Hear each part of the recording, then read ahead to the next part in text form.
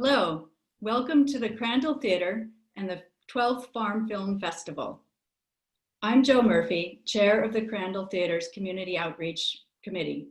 I hope that you and yours are keeping well, and thanks for joining us today.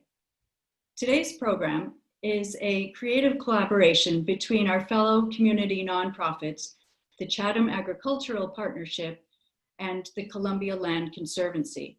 Our festival is made possible by the very generous support of our neighbors, Metswood Insurance. Back in March, we all thought we'd be gathering together and enjoying this program from the dubious comfort of the Crandall's creaky chairs, but that was not meant to be. However, such a wonderful program had been created that we didn't want you all to miss the opportunity to view it. So here we are, gathered virtually in our virtual Crandall Theatre. To tell you more about today's films, here is Calliope Nicholas, Chatham Crandall Theatre board member and managing director of Film Columbia. Over to you, Calliope.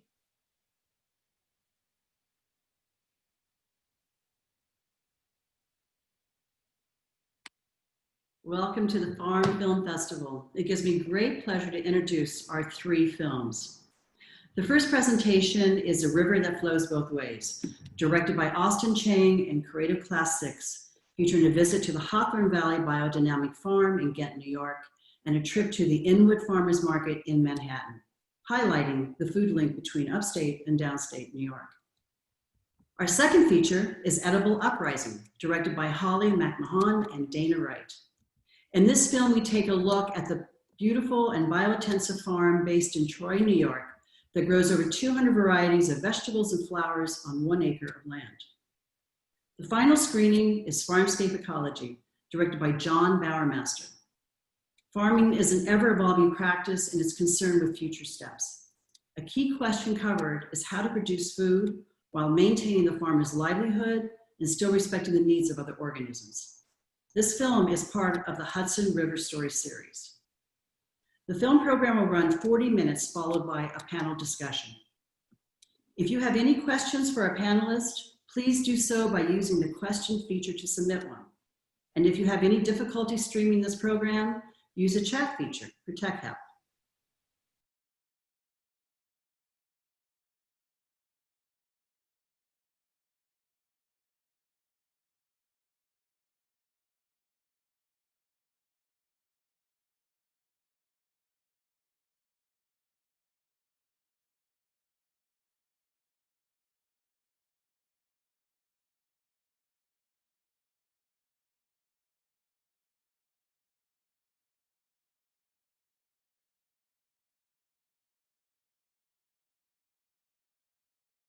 The river is interesting because it is that intersection between saltwater and freshwater, so you have this briny mix and it's flowing in both directions. Those places where the salt meets the fresh, you have some of the most interesting, thriving biodiverse ecosystems, and so I think we're kind of standing in the middle of a terrestrial version of that.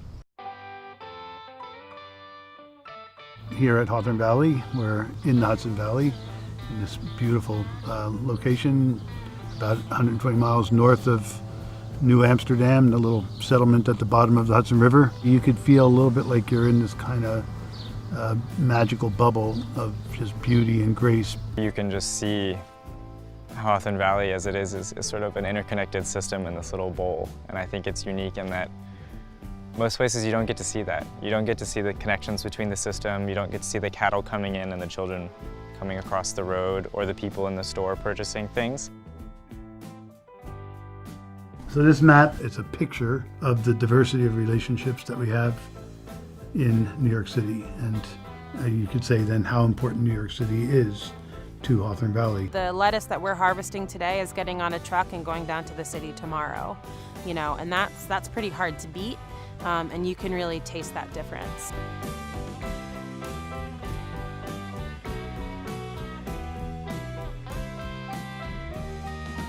This is the Hawthorne Valley Farmer Market in Inwood, New York. We don't use pesticides. We grow compost to put nutrients back in the soil, and we're really like pre-industrial agriculture. We do all of this back-end work that you're really never going to see. So the best thing we can do is to serve up our food as aesthetically as possible to reflect that inner quality. I grew up here in Inwood. We were part of the Hawthorne Valley CSA growing up. Whenever I'm back in the city, I help out and I love to do it. I teach third grade in East Harlem, and I try to teach as much as I can from what I've learned at Hawthorne Valley to my students in New York City. It's the highlight of our week. It's really something else. Until recently, it's been a food desert. So the neighborhood has changed. At any given time, there's only a 3-day supply of food within the city. So that seems like an incredibly fragile and perilous design. And that's where collaboration, networking, and building this hopefully more resilient system comes in. You have any number of activities that involve people, goods, products, energy, capital, you name it, flowing between these two regions. They really are one region, but sort of interacting in this dynamic way.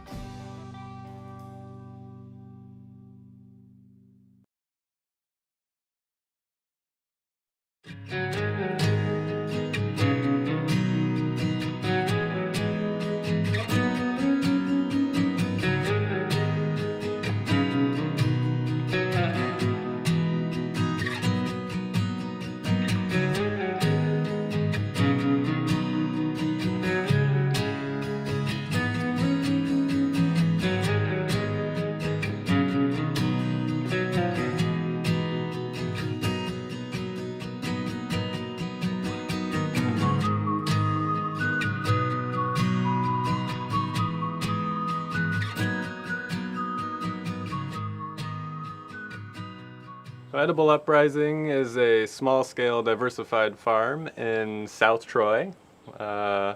It's the two of us on 1 acre of leased land, and we have a few different markets. We sell to a CSA, we have a farm stand, we supply a few restaurants and a couple other centers on the side. The CSA, or Community Supported Agriculture, is the main focus of the farm, and so we invite in anybody who is interested to buy a share of the harvest at the beginning of the year, and then each week they receive a box of food throughout the growing season for 24 weeks. It's been this really, really heartwarming, wonderful experience to meet these people that are so excited about the farm and completely have our backs throughout all the ups and downs of farming. Another one of the greatest surprises is coming here and seeing how genuine and authentic the chefs and restaurants are in Troy. They are buying a substantial amount of food from us and other farms in the area and really highlighting it, and just we feel so supported by them in how they've just really come out and are so authentic to their word.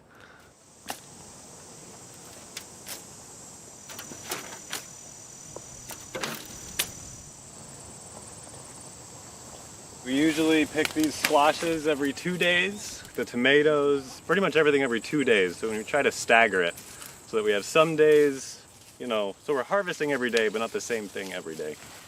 But these things they all grow and ripen fast enough that, like this one, if we were to not pick this today, by tomorrow, it would be like probably additional 6 inches with all the heat and moisture we're getting.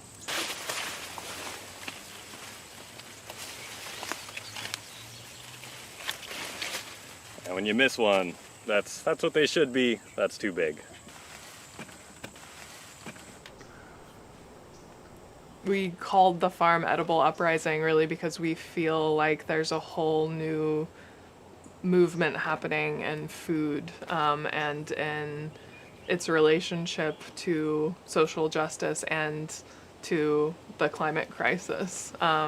That more and more as a farmer you're having to understand the complexities of broader issues and how you're going to be able to address that with growing food. Living in Troy, food access is a huge, huge issue. We have a CSA scholarship fund that allows our current CSA members to donate, and that goes into a fund that helps either share the cost of a CSA with people in Troy that can't afford good food, or it fully funds CSA shares. We really, really were determined to not just sell food to the wealthy population of Troy. We're not here just to make money. Like, if you're a farmer getting into farming just to make money, you're like doing it for the wrong reasons, because And it's not really possible. yeah, it's not really possible. But we were determined to sell to the full population of Troy. And then I'd say on the environmental side, the fact that we're in a semi-rural setting in an urban environment, we have essentially 0 food miles associated with our produce. All that it is the people who coming to pick it up. We also are really small scale and really bio-intensive. So that means that we plant things pretty close together. We really try to pack as much food as we can into a small amount of space. And so it means, that we're able to supply, we have the capacity to supply probably over 100 families with enough produce for 7 months out of the year off of 1 acre. And I think that's a really unique thing.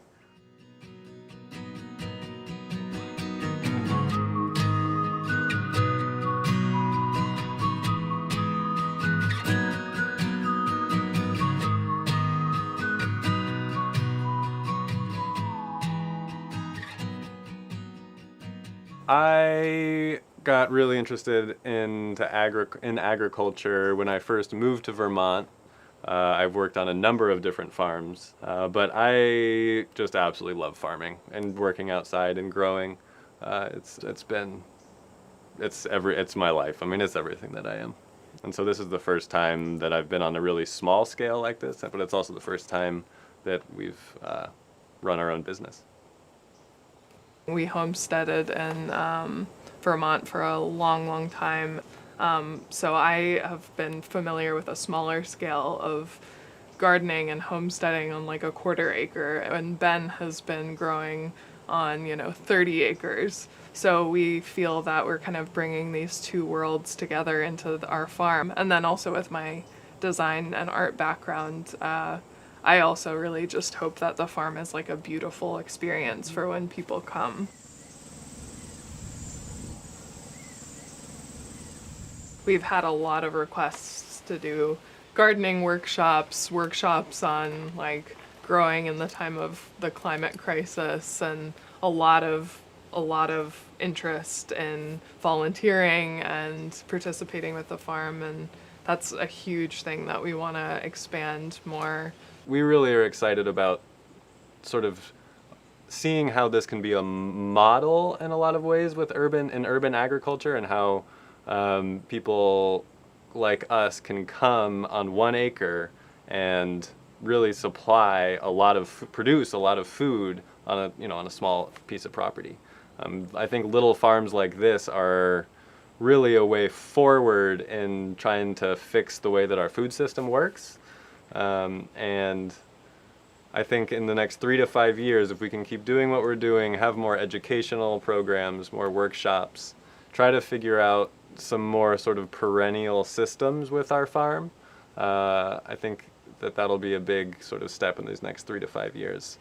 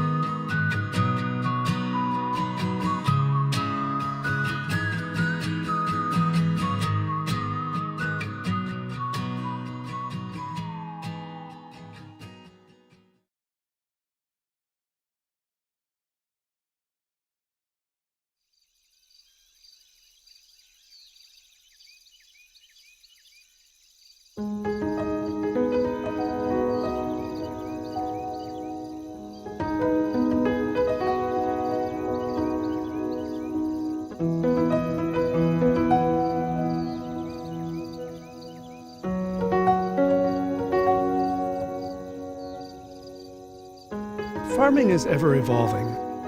Today, when we think about what's to come next, the key question is, how do we produce food and still maintain a livelihood for farmers while respecting the needs of other organisms with which we share the land? Sometimes we overlook the wild organisms.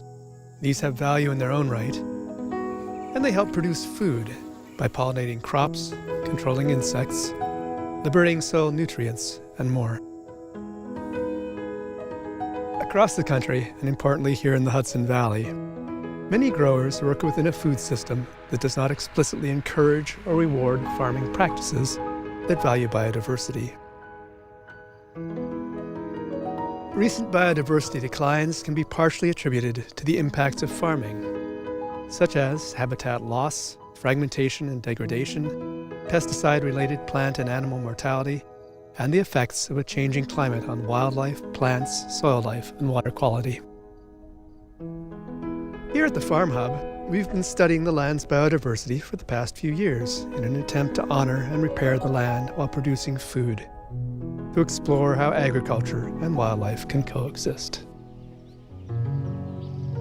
We call this collaboration Farmscape Ecology.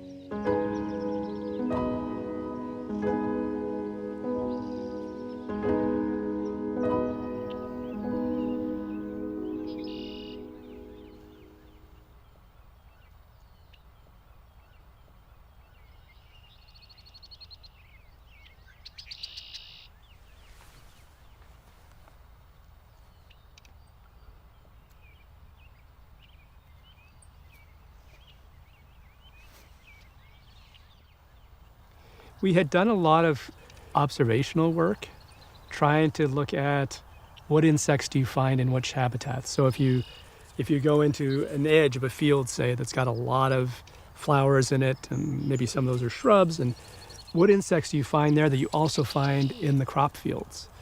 With the idea of, well, maybe which sorts of habitats do you want to encourage in order to encourage beneficials in the crops? But all the situations that we've been able to work in before were observational, they weren't experimental. We decided that we're going to create these native meadow test plots. What kind of a meadow could we create that, yes, provides flowers for beneficial insects, but might also be a habitat that attracts grassland breeding birds? So these meadows are going into their third year now. And my mentor, who has helped me establish these meadows, always has this nice saying that she says, when you seed a native meadow, you have to expect the first year it's going to sleep, the second year it will creep, and the third year it will leap. And so this is the year when we will see our native meadows leaping.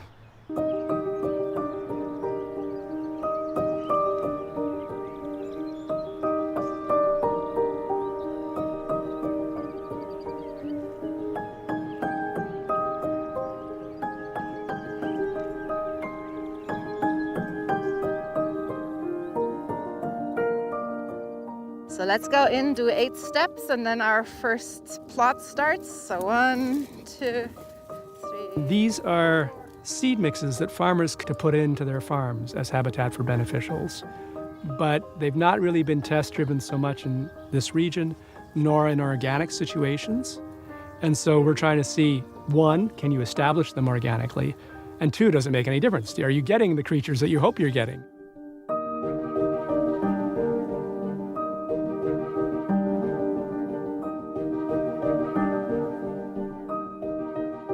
This is the species-rich seed mix, and then the next plot over is a not-so-species-rich seed mix that has mostly grasses and a few flowering plants. To compare if it actually makes a difference, if you bring a lot of diversity in plants in, does that also increase the diversity of insects? And do you get more of the beneficial insects? Or can you go with the cheaper seed mix that has fewer diversity and get the same effect with the insects?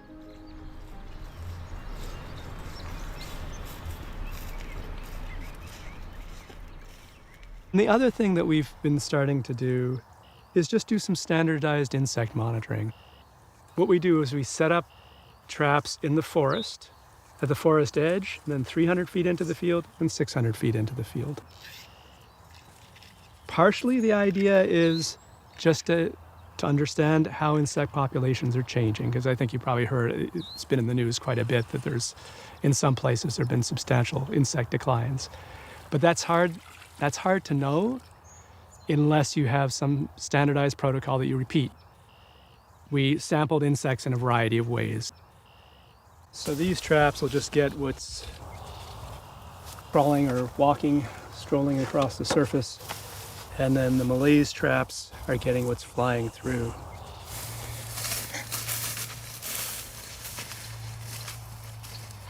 I think a lot of people are surprised when you go and you take a net and you just sweep through here, how much life is in there that you've had no idea was in there before.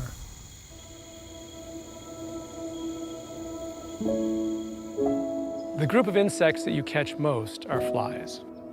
So we work with the hoverflies, which are the ones that look kind of like bees. And you see a variety of butterflies come through, some of which spend their whole lives here and some of which come in from other places. And you've got the ants, you've got the weevils, you've got the ground beetles. We also get leafhoppers, which are considered pests, some of the aphids, which are considered pests. What was interesting was that when we looked at the insect communities where the flowers are planted compared to the control, which is just wild, more of the pests were in the wild than were in these plots that have more flowers in them, whereas more of the beneficials more common in this type of a bed.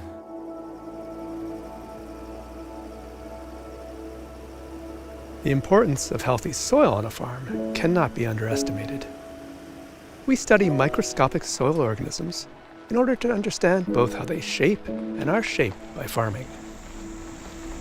So in this case, just so you know, we're looking for DNA. As you do more field ecology, when you go in the field, what we're interested in is the top 2 or 3 centimeters, and we're going to homogenize the soil afterwards. What I want to make sure is that you don't have 1 centimeters or like 12 centimeters. 30 centimeters. This is a classroom of upper college undergraduate at Bard College. Most of them are actually majors in biology or the environmental program that we have at Bard. All of them are interested in ecological questions, some of them in farming questions, to study the impact of the microbiome on our environment, or how do we actually shape the microbiome by our actions. And even though you have like little grass and stuff, if you can pull it out. So we're basically looking for the microbial diversity within soil within the different plots that we have at Farm Hub. You have a probe, which basically once you stab into the ground, picks up soil. We get 5 centimeters of the top of the soil because that's what we're actually looking for right now, to see what microbial diversity we have within the plants that are growing in the field. Once we have you collected all your samples, we take it back to Bard and then we put it in the fridge until we're ready to process it for DNA extractions. The goal of this experiment is to see the different bacteria present in the soil, as well as if there's presence of and how much of antibiotic-resistant bacteria. Antibiotic resistance is huge right now, and you expect to see it there most likely just because of manure runoff. It doesn't necessarily mean anything awful in small quantities, but in large quantities, it's not good because then antibiotics don't do as much for you. Living here in the Hudson Valley and working more with farmers, I just started to actually focus a little bit more on the good side of microbes. So how they can be beneficial for us and how we can actually try to shape our environment to benefit the microbiomes and us down the line as well.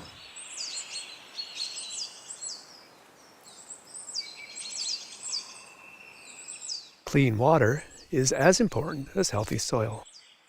We look at how soil conditions can influence crop access to water, how soil erosion and the runoff of fertilizer impacts adjacent waterways, and how no-till versus traditional tilling affect water use.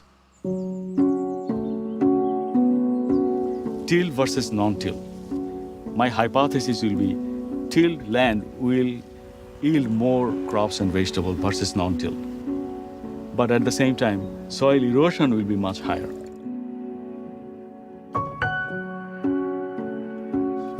If we can reduce erosion by doing this, as well as we can conserve our water. And that is the biggest benefit that we can have. We want to find how much water is needed as a maximum so that they don't waste water resources. On the bottom, there are these little tubes and holes, and altogether that simulates the rainfall onto that ring of ground underneath. And any of the water there will either seep into the soil or run off into here. The more dirt that you find in the water, the more dirt is coming off the land. And that's the erosion that's taking place. And that'll run off into the Esopus if it's not controlled. We are at one of the banks of Esopus Creek flowing through the farm hub, and this is one of our sample locations.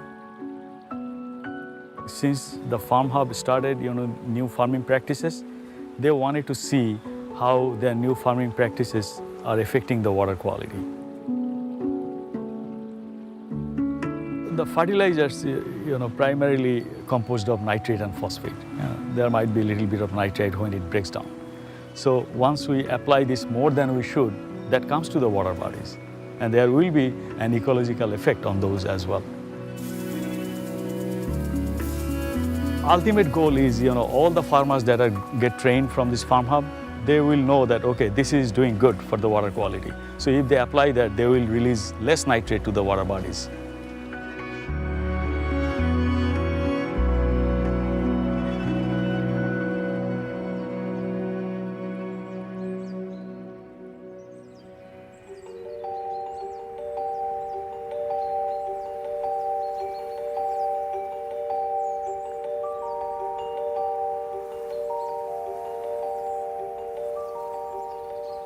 This is one of the floodplain forests here at the farm hub that forms part of the wooded riparian corridors.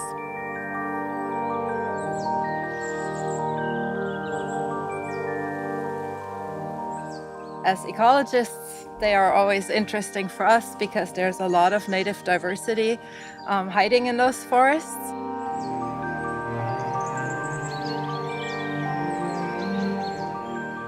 At the farm hub, we spent one summer inventorying the plants in all the different types of habitats on the farm, and we're up to 425 different species of plants, and almost 200 of them occurred in the riparian corridor, although the riparian corridor only takes up 17% of the land of the farm.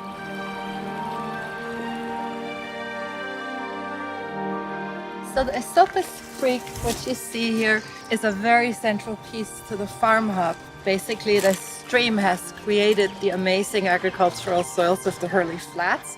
So the farm hub probably wouldn't be here were it not for the stream.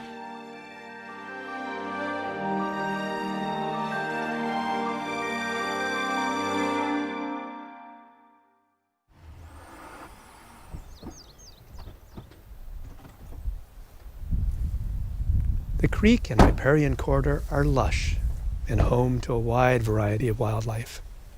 Our team of herpetologists tracks the movements of wood turtles as they weave their lives from creek to forest to field and back.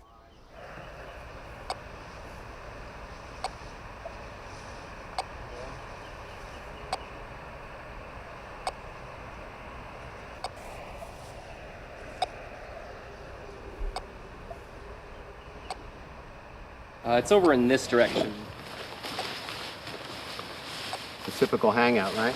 Yeah, straight ahead of you, I think. Okay. Okay, I got him here. Yep, okay. I got him here right under my feet. The male, right? Yeah, in and amongst this mugwort and Virginia creeper. Boy, what a male. What's his behavior? Pretty Was that one of the ones we found early on, or is this yes, one? It is. That's okay. the first one I attached. First one? Okay. Yeah. What we're trying to understand better here is how wood turtles and agriculture are working together. The male, he likes this spot. It's been here for the past 3 weeks. 3 weeks? Okay. This area was cleared. So we were brought in to get a handle on what the condition of the population is, but really to find out the movement patterns of a small sample of turtles in this population, how those movement patterns relate and interact with some of the active agriculture.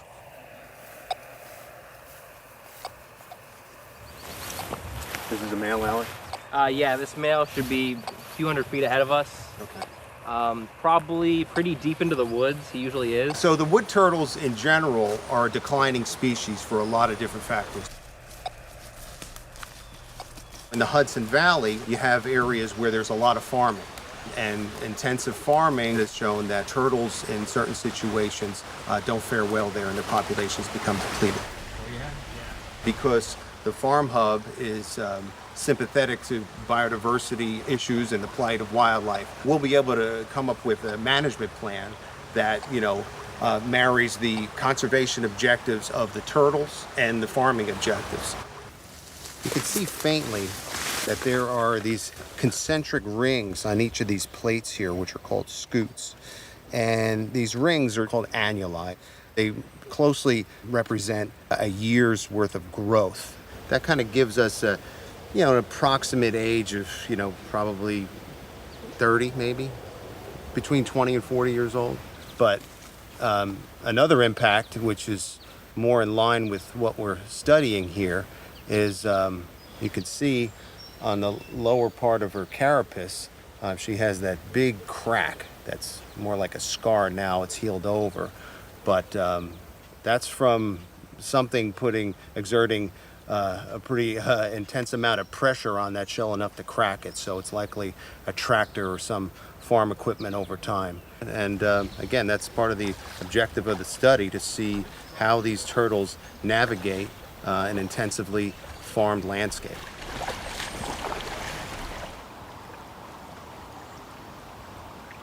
What we need, however, to know is what the important nesting areas are, because they're the most critical.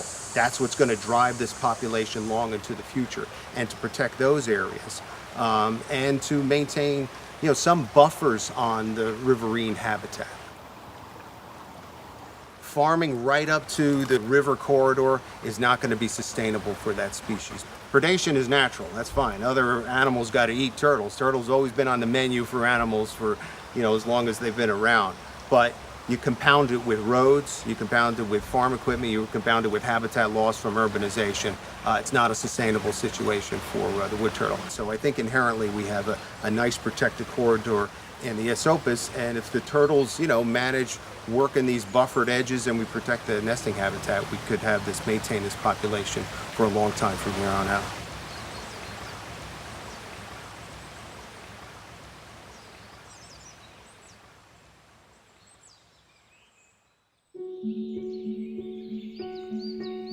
Many creatures, besides turtles, move across the farm landscape, connecting, for example, stream corridors and wet swales with the neighboring cropland. Some of these creatures, such as birds and bugs, can both have an effect on production and be affected by production. Monitoring the crops, not just for beneficials, but also for pests, can help balance biodiversity goals and aid in decision-making. So this is a hay field. We're producing hay, but we're also managing for grassland birds. So far on the farm, we've documented 167 bird species. New things are arriving every day right now, and it really gets you out of bed in the morning. And I'm not just looking at the number of birds and the species, but also the habitat that they're using.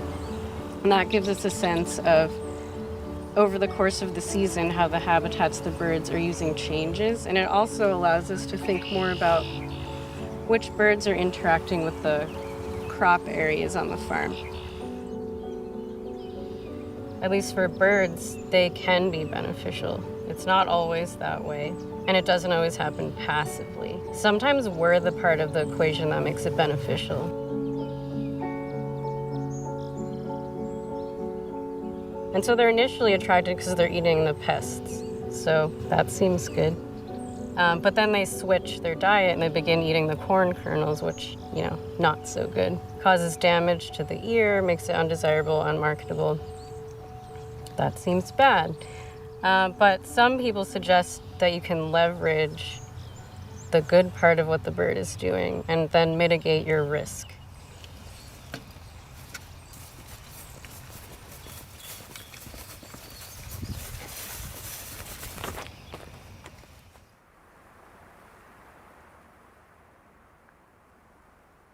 My job is mainly to collect the information about pest activity in the corn. The sweet corn's in early tassel stage, which means that the tassel is just about to emerge here, and that's the part of the corn that has pollen on it. And I'm looking mainly today for 2 different corn pests. The European corn borer. I'm mainly looking for egg masses right here along the midrib of the leaf, and there's actually one right here.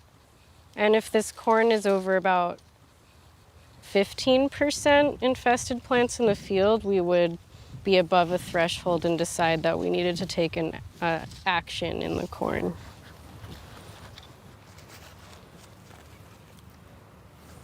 So one of the ways that we control European corn borer is to put out a biocontrol, and that just means it's a live organism that helps us control pests. So in this case, there's wasps in this small envelope, and they're almost microscopic. And basically the wasps find the eggs of the European corn borer, and they put their eggs inside the eggs of the pest species that we're trying to manage for. And so that helps to reduce the population of European corn borers in the corn.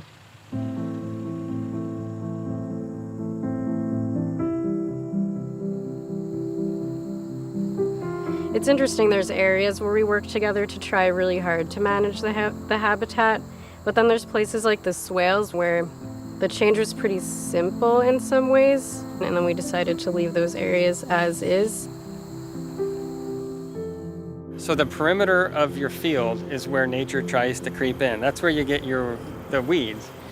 So normally that's why you would obliterate a swale like this, because it's competition to your monocrop. So obviously right over here, we'll farm and plant corn the normal way. Yeah. And here, let's just keep treating this as an island, a place for nature to be inside of our field. In the case of the swales, that's really changing the status quo about what a farm looks like. When you look at it from the road, it looks like, you know, a little unkempt or a little weedy or like, you know, what's going on over there. But I think it's kind of about working together to change that mindset. It's the beauty of something that you're not trying to control and you're letting it flourish. And every time you drive out to the field, you're surprised by an egret stalking the marsh, or you're surprised by a blue heron. There would never be in a normal field that's all monocropped in corn or soybeans. So that's one part, I think, is a sense of wonder and partnership with nature.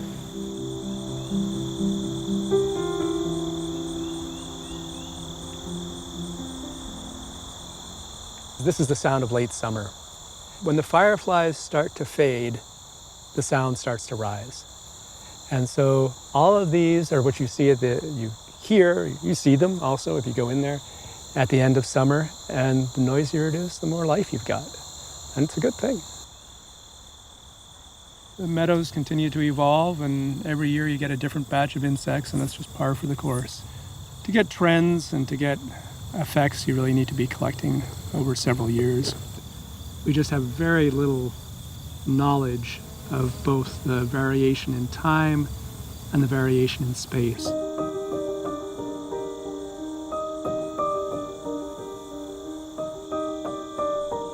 We've learned a few things. There are a few species that did not grow very well here, and I will leave them out of future seed mixes.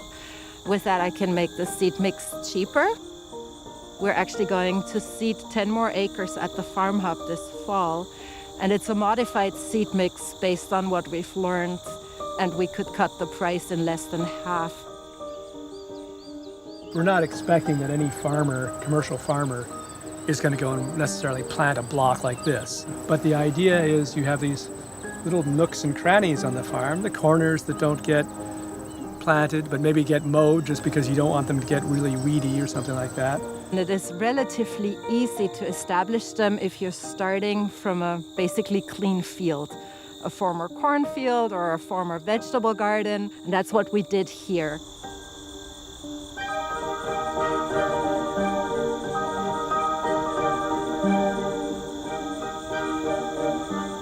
Farms can offer something unique in the landscape that many of our current habitats cannot.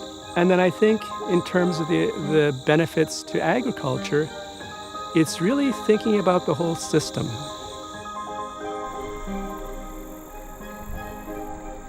Loss of habitat and loss of biodiversity is a global problem that we see here. Sometimes it feels like something we can't tackle, but our relationship to the land can be positive if we make a deliberate choice to make it positive.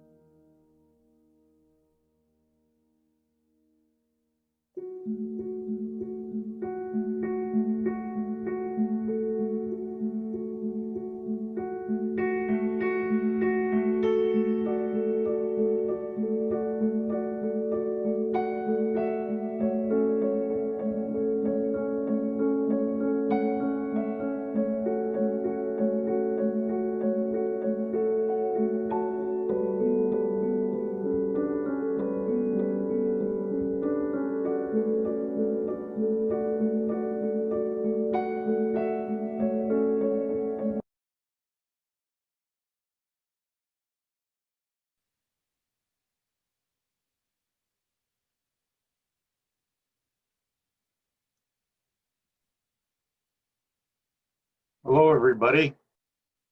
This is Dan Frank. I am the moderator for our panel discussion.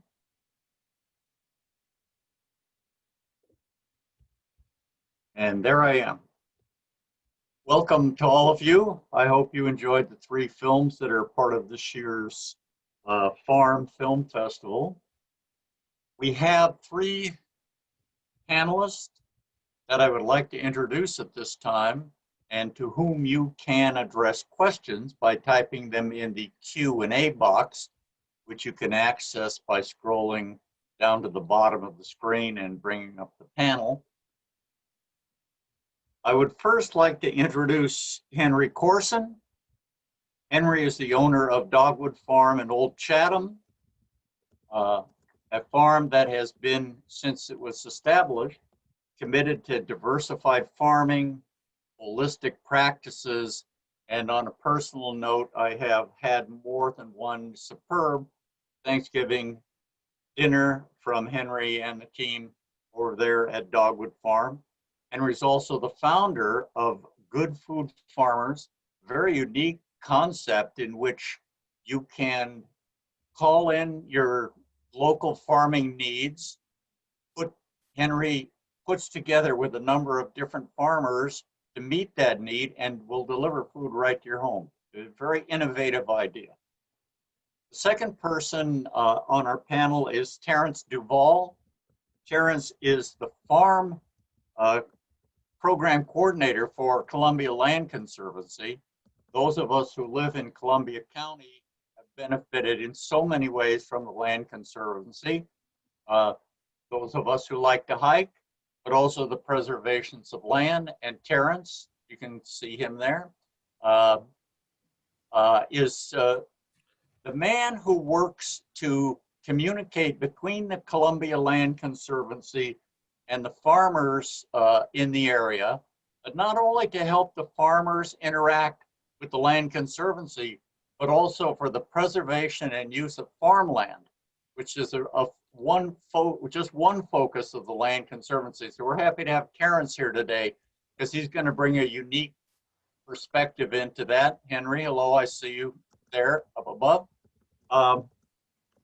And third, I'd like to present John Bowermaster. John, I don't know, I could go on and on about his resume. He's a director of over 30 documentary films, a journalist, an author of 11 books, 6-time grantee from the National Geographic Expedition Council, president of One Ocean Media. He has made films from the Aleutian Islands to Tasmania to Antarctica, and has focused lately on the film, the third film that you saw, dealing with agriculture in the Hudson Valley. These are the people that you can ask questions to, and Uh, I don't see a question just yet, so I have prepared one that I could address to all three. And I don't mean to be a devil's advocate, but I want to ask a question, a leading question about what we've seen. All of us, I think all of us agree that the kind of things that have been presented in this film, regenerative agriculture, the holistic practices, the kind of ecological considerations that we saw Claudia and Conrad talk about, the soil scientists from New Paltz, even our friend the bog turtle, all of these things really present the kind of avant-garde of the best kinds of agriculture. But here's my question. Do you see the future of farming and food production in the United States as going in one of three directions? Will we have more and more of this kind of sustainable, regenerative agriculture? And will this grow in the United States over the next few decades? Will we move away from that and be continually moving towards factory farmers and large farms that deliver enormous quantities of food to a vast population? Or three, is there going to be some interaction between that? Are we going to have two different agricultural systems rising up that go with each other here in the United States? And I ask that question not only from the point of view of what's the healthiest kind of food or the best practices, but considering the legalistics, the laws, the economics of large farming. How does the things that we've seen today work with this concept of feeding an enormous population that we have in the United States? I'm going to address it first to Henry. Henry, you have a farm. How do you see this playing out over the next few decades? Well, that's a big question. I definitely I would lean towards option C. I think we are very much in a transition period that's going to it's going to be a fairly long period, because we have a long way to go to get regenerative agriculture to scale where we can actually supplant the existing industrial system. And, you know, both will have to exist until we could reach that point where regenerative agriculture has overtaken the industrial system. And I think that's to me seems clearly where we need to get to. And I think it's an exciting, you know, it's a huge project that requires a ton of people and is incredibly limited by the number of farmers that we have, among many other factors. But I think the biggest one when we're talking about regenerative agriculture is the number of farmers in the system. Terrence, I'm going to ask you the same question. Thank you, Henry, by the way.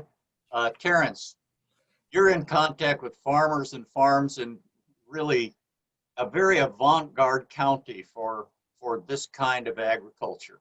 But if you go out to Western Washington, you can see fields of wheat that go on beyond what the eye can see. So how do you see this playing out? The kind of things that Henry is doing, the kind of things that are being done at Edible Uprising or Hawthorne Valley, how does that play out in the big picture of United States agriculture? It's a big question, and I think kind of jumping on what Henry said, where we are, we have a lot of these smaller farms, and the geography is going to lead to smaller operations. But like you're pointing, when you get out west, when you get into these huge commodity operations, it's a matter of scale and profit. And you know, as efficiencies line up and as practices move in that direction, hopefully from good policies that start to recognize the benefits of regenerative agriculture going beyond just the food, but adding that into the cost of production for food, then we might see things moving. It's going to be, I think, a very gradual shift, because we have such a momentum against it in many ways. And John, your vast experience about every country in the world, as far as I can tell, and now focusing on what's happening here, what is your perspective on the Hawthorne, the Hudson Valley approach and the kind of things that you're seeing worldwide? I think we should all move to Cuba. Yes. It's the biggest organic farm in the world, basically because they can't get parts to fix their tractors, they can't get pesticides. So they still plow a lot with the cows, and it's the healthiest food in the world. You know, I'm not a farmer, so I only observe what all these farmers are doing. So all I can really comment on in that regard is that there's this incredible boom in people making attempts to to adapt to more regenerative processes. The tricky thing that I see is I see little islands of farms doing really interesting stuff, but they're surrounded by conventional farmers everywhere. And if you don't get the whole neighborhood to change, a lot of the change that's needed, like clean water and clean soil, is going to take longer. So it's a massive undertaking to not just to pull off the change yourself, but then to convince your neighbors that it's the right thing to do or a good thing to do. I think we screened a couple of films for the RVGA last summer, I think, and a young guy stood up and he said, he says, I wake up in the morning and I look at my debt, and then I kind of figure out how I'm going to possibly pay that debt down. I just don't have any extra bandwidth for trying new processes that I'm not sure are going to work. I can't afford to experiment like that. So I thought that was relevant to there are some farms around here obviously that have the wherewithal to do the experimenting and to try and share that information. So we want to encourage that as much as possible. John, do you know, sorry if I may, John, do you know offhand what percentage of the population roughly in Cuba is farming? Oh, I wouldn't know. I'd be guessing. Okay. Yeah, but a lot. Just curious. A lot. Yeah. Yeah. And if it's extremely green, an island, and fertile. So unfortunately, it's also very poor, and so a lot of the good food that they do grow, it takes a long time to get to the cities and to the people who need it. Dan, if I can just add one other thing, I don't think larger scale is not equivalent to industrial, and I think what's very important to stay focused on is the ownership structure as things scale, and making sure more people have an equity stake in our economy, and also that in this area you can see these incredibly diverse farms happening on a small scale, and I think it's really interesting to think about what it looks like if we were to put a few farms even around here together and be thinking about how we rotate crops, rotate livestock across multiple land holdings to increase overall production. And the same concept obviously taken out west and elsewhere where you're dealing with much larger acreage. But crop rotations don't have to only happen on an acre. They can happen across farms. And I think that's an interesting way to think about what our future food system might look like.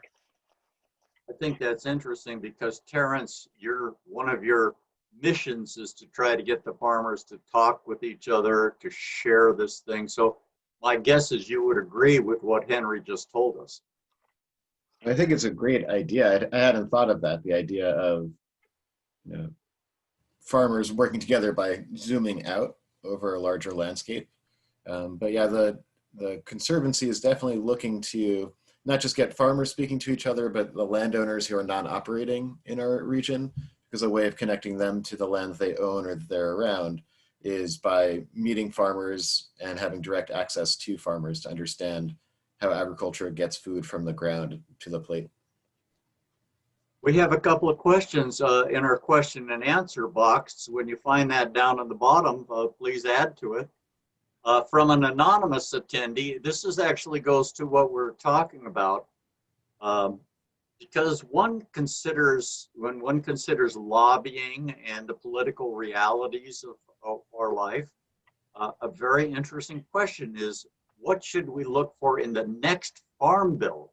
that could help move regenerative agriculture to scale. Scale was a word that Henry just used in terms of getting people together. I'm not an expert at farming law, but perhaps I'll throw this one to John first. John, you've seen various systems. What would you say about the next farm bill?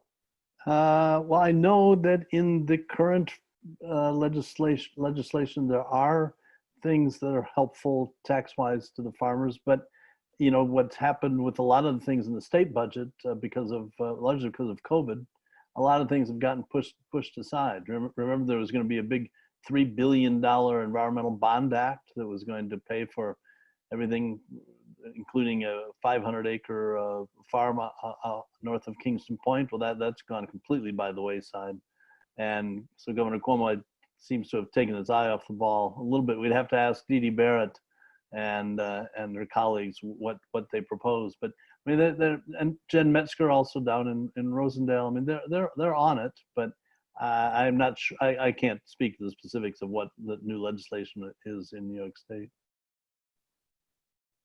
Terrence, that's a question also for you. As part of the Columbia Land Conservancy, do you guys keep track of these farm bills and able to communicate a possible legislation to farmers as we go on?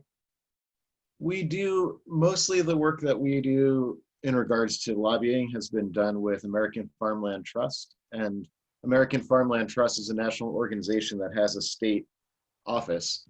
This New York State office of AFT has been, for I think about 5 years, gathering groups like land trusts like the Columbia Land Conservancy, Agricultural Stewardship Association, kind of from all over the country, along with input from Cornell Cooperative Extension and other similar organizations to unify a message that goes up to Albany. Most of our efforts have been focused on reaching out to state representatives and working through the Environmental Protection Fund.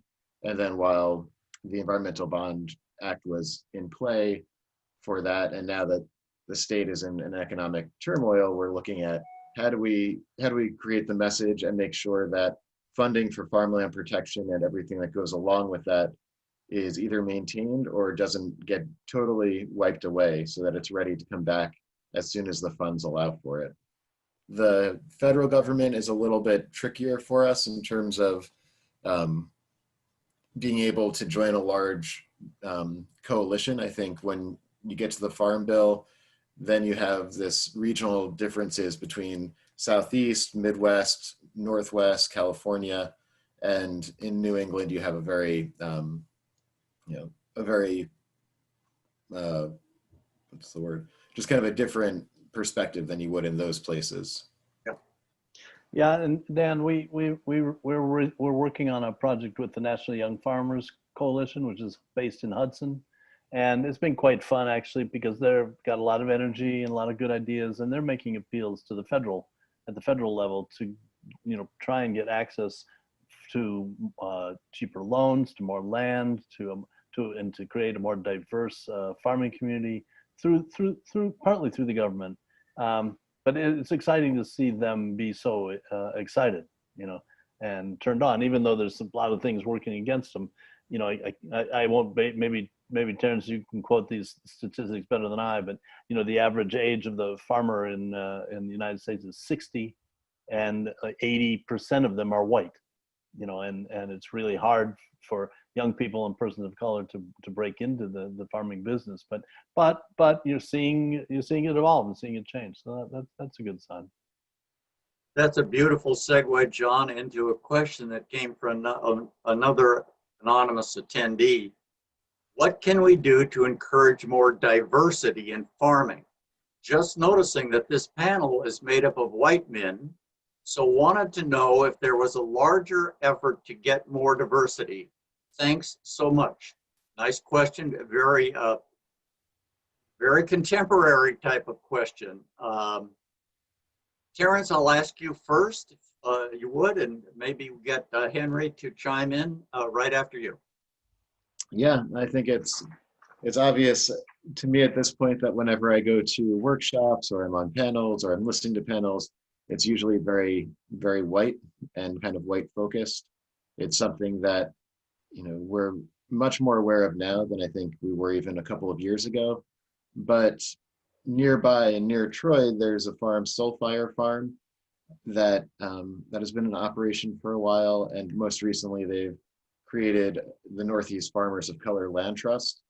I think we're fortunate to have that so close to us geographically, and it's led to us interacting with those groups over the last couple of years. And that same group that I discussed that's come together from AFT is also looking at this as well, and looking at how systemic racism in the United States has really robbed Black farmers of land holdings, millions of acres of land over the last 100 years. And it's been a continuation of all of the land trauma and injustice that came with slavery. And we're at a point, as our organization is, we're at a point of reflection about how do our land access programs and how do all of our programs really support a more diverse agricultural and community in general. It's a big question that we're really just starting to approach, but we're trying to take it very seriously and be very intentional about what we do, and recognizing, who our audience is, even if we're not, if we're trying to be inclusive, if we're not following the, different procedures, we're going to inadvertently exclude people, because that's the society that we've created and that we live in. Henry, do you have something to add to that? Just that I really like a lot of what Terrence just said, and he's just absolutely right how far back this goes and this problem goes, and getting into farming takes tremendous capital. It takes access to land. It takes connections to find your markets. So, there are a lot of hurdles to becoming to have a viable, and financially viable farm. So I think, working on figuring out how to support more people in getting through those hurdles and reaching out to communities that might not have access, and figuring out how to give them access to the solutions that are created. So it's and I would view it as a huge opportunity. I think regenerative agriculture is a tremendous opportunity to bring more equality into our economy and society and communities. And so I think with concerted effort, we can really seize that and get a lot more people onto land and into businesses where they can support themselves and their families and their communities. I'm going to take another question here from Susan Arterian. She writes, can you tell us, I'll direct this to John first, can you tell us about initiatives we can get involved in bioregional sharing of land and resources across farms, including non-operating landholders?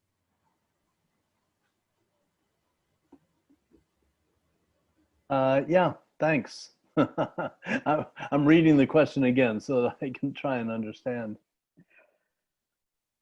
Bioregional sharing of land and resources across farms, including non-operating landowners. What is a non-operating landowner? A farm that's sitting and not being used? Or maybe the person who owns it is in the Bronx with land but no connection to that land. Yeah, typically we use that term when we're describing somebody who owns farmland and they're not farming it themselves. So through a lease, it stayed in production.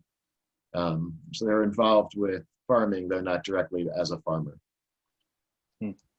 If I think one of at this point, and I'm sure Terrence with the Land Conservancy, you might have more to add on this. I think there's a lot happening across the region, and to some degree, I can't speak to a specific initiative other than to make it known that you have interest, or you might have resources to contribute to some sort of collaborative effort. And I do think the Land Conservancy is one of the best repositories for that sort of kind of data and holding of that kind of information to help foster connections. I think Hawthorne Valley also has always historically played a tremendous role making those connections, and just reaching out to other farmers, because the communication among farmers is also very strong. So there is also word gets around. So I can't think of any formal initiatives, but Terrence, maybe you have some suggestions. I think my neighbor is playing around with their ATV, so I apologize if that's loud. But and some that are coming to mind are looking at agroforestry is one thing, and I know Susan from CLC, so hi Susan. Then looking at sequestering carbon, that's another one that seems to be gaining more traction, and it's still kind of in the development phase in terms of both how it's measured and how it plays into a policy. But I think in some way of quantifying what's happening on individual parcels, we're going to be able to see more landowners working together and kind of piecing together their land management to come up with a single outcome. I'm not sure of anything in particular right now. John, I have a question before we get to our final Q&A question for you, because your work in filming has spanned up and down the Hudson Valley. Do you see what's happening in Columbia County and what we saw in the farm in Troy? Do you see this happening, the length of the Hudson River? Do you see this as something that's happening more in the Northeast or the East? Is this a local phenomenon? Is it happening throughout the United States? Yeah, I think it's happening in the United States. I think it's happening around the world. We're most familiar with it here in the Hudson Valley, and we see it all the time. And it's incredible influx of young farmers and young farmer wannabes. And again, we've had the good fortune to work on a couple of the big kind of teaching, learning farms, where they can afford to experiment and try and take things to a next step faster. We did a really beautiful film about efforts to grow grain in the Hudson Valley, to grow grain again in the Hudson Valley because of the boom in bakers and brewers and distillers, et cetera. That is going to, I think, be a big part of the Hudson Valley's future. And I think, these are contrary. One is, I think there is a place in the market for small farms and with access to local markets. But as one kind of old school farmer said to me, he said, "Yeah, but you can't feed the country on a 10-acre farm. You got to still have some big farms to create the kind of food that is needed in this country and whatever we export." So it's not, big farms aren't going to go away. But yeah, if we can get them to farm smarter and more clean. We did do another trip recently. You may know of this cargo boat, the Apollonia, which has been being kind of restructured, rebuilt in the ports in Hudson and Kingston the last 5 or 6 years. But its mission is, it's a cargo boat that delivers by sail, and its mission is to expand markets in New York City and between New York City and Hudson, and become kind of a delivery boat for produce and grain and malt, et cetera. And they've been talking about this for 5 or 6 years, and a couple of weeks ago they actually pulled it off, where they took grain grown in Germantown and seed grown at the Stonehouse Farm, corn seed, and some other materials, some hemp products and some alpaca and llama products, and a bunch of wooden barrels that were headed to a distillery in Brooklyn, and pulled it off. It's not a moneymaker, but the great thing was that the reception at every port or every dock along the way was great. People wanted to know what was going on. They wanted to participate. Yeah. Immediately afterward, you got calls from brewers in Newburgh and Poughkeepsie and Beacon saying, can we get on your drop-off list if you start doing this with a regular basis? So I don't know. I'm enthused by the kind of great energy I see out there at a variety of smaller levels. And that segues into, I think, the last question that we have time for. And I'm going to start with Henry on this one. As a local small farmer, how do we expand our local markets rather than competing for the same woke customers? I'll get to that in a second, Dan. I just wanted to say that the only thing I take just small issue with what John said is that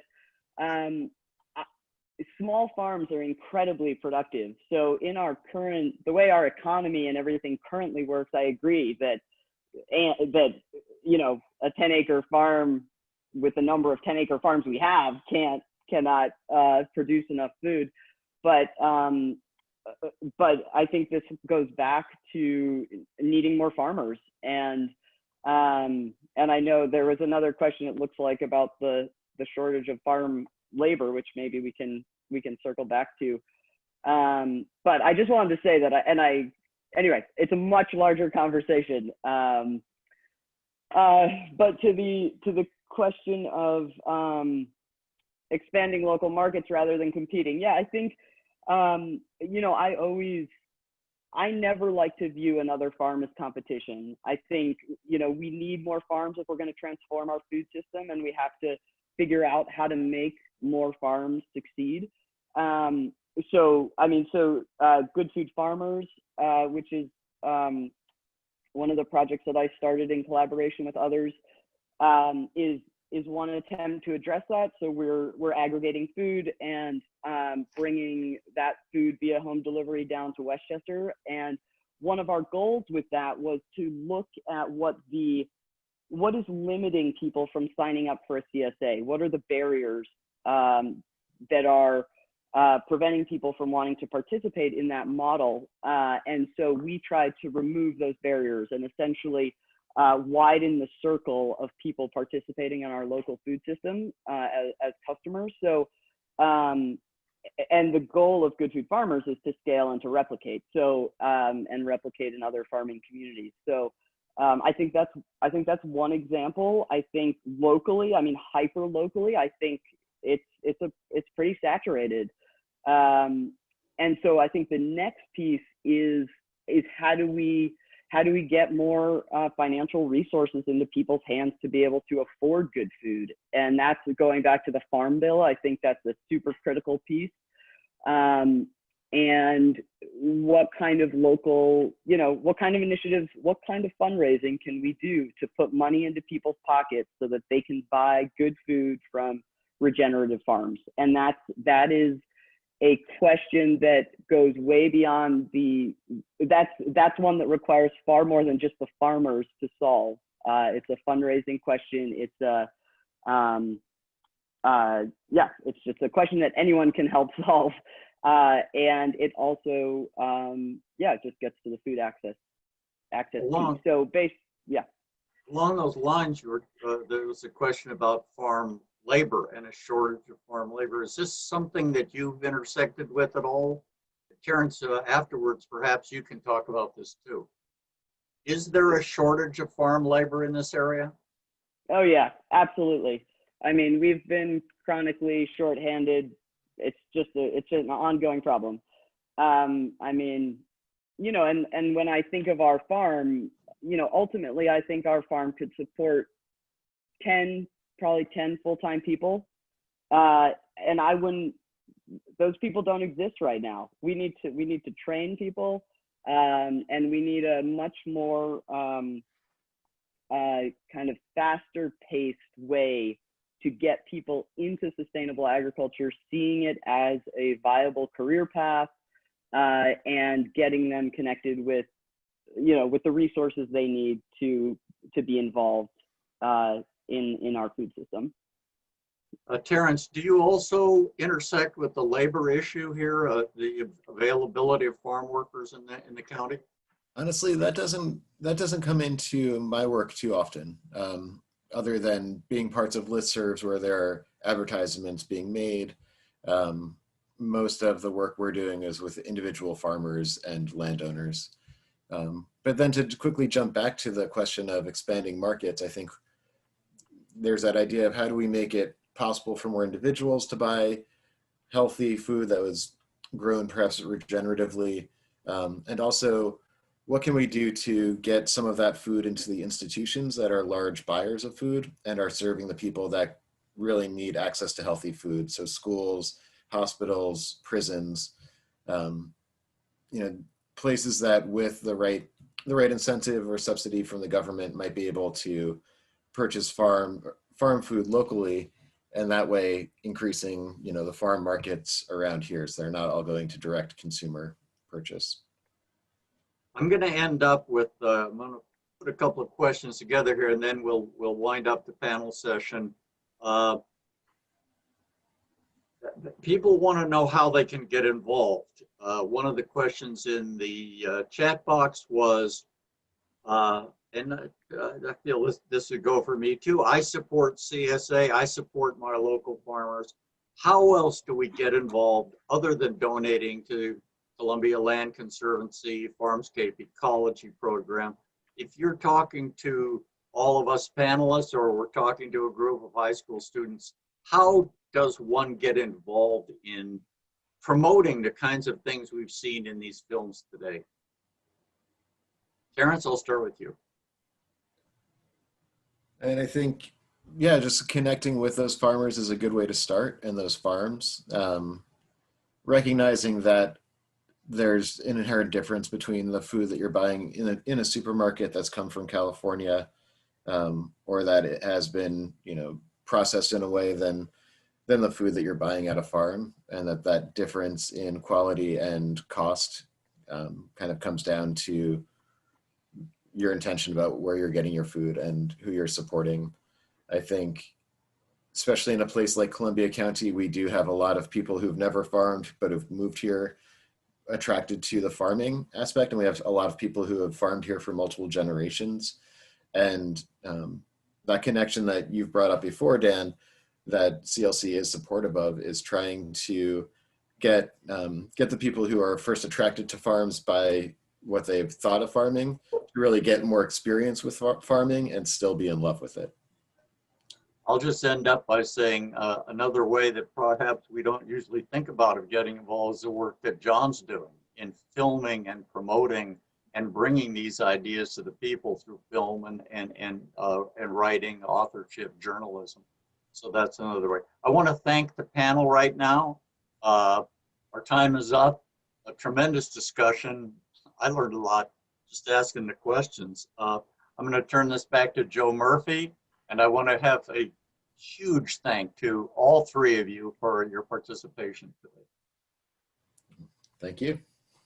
Thanks, everybody. Thanks. That was really fantastic. It was so great to be in community again with you and approach some kind of normalcy in these difficult times. I think we all learned so much, and many thanks to our filmmakers and our panelists for their discussion today. Of course, we also want to thank again Metz Wood for making this all possible. The Crandall looks forward to planning more virtual programs as we're closed, and we would welcome any suggestions from our community. We are looking for programs that use film to bring issues of interest to us to the wider public. So with that, I'll say the usual: be safe, be kind, stay well, and we look forward to seeing you at our next virtual event. Take care, everyone. Bye.